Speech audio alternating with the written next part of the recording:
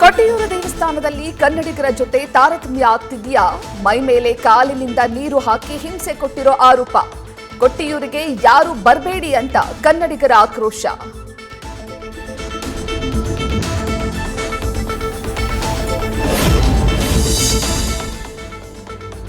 ತನ್ನ ಹುಟ್ಟಿದ ಹಬ್ಬದ ದಿನವೇ ಮಗಳಿಗೆ ಮುಹೂರ್ತ ಇಟ್ಟಿದ್ದ ತಾಯಿ, ಬಿಲಿಯನೇರ್ ಜೊತೆ ಬದುಕಲು ಮಗಳನ್ನೇ ಕೊಂದ ವಕೀಲೆ, ತಲೆಮರೆಸಿಕೊಂಡಿರೋ ಆರೋಪಿತೆ ಪ್ರಿಯಾಂಕಾಗಾಗಿ ಶೋಧ.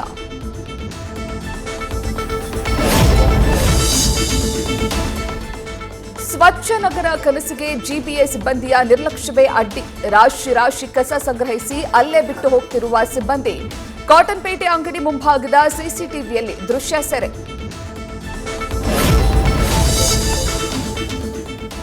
ಬೆಂಗಳೂರಿಗೆ ಬರ್ತಿದೆ ಅತಿ ಉದ್ದದ 10.3 ಕಿಲೋಮೀಟರ್ ಸೈಕ್ಲಿಂಗ್ ಕಾರಿಡಾರ್. 11 ಕಿಲೋಮೀಟರ್ ಅತಿ ಉದ್ದದ ವಿಶೇಷ ಸೈಕಲ್ ಟ್ರ್ಯಾಕ್ ನಿರ್ಮಾಣ. ಮಾಗಡಿ ರಸ್ತೆ ಮೈಸೂರು ರಸ್ತೆಯನ್ನ ಸಂಪರ್ಕಿಸುವ ಯೋಜನೆ.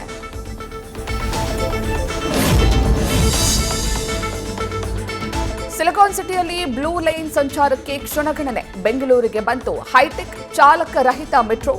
ಚಾಲಕರಹಿತ ಮೊದಲ ಸೆಟ್ ರೈಲು ಬೈಯಪ್ಪನಹಳ್ಳಿ ಡಿಪೋಗೆ ಆಗಮನ.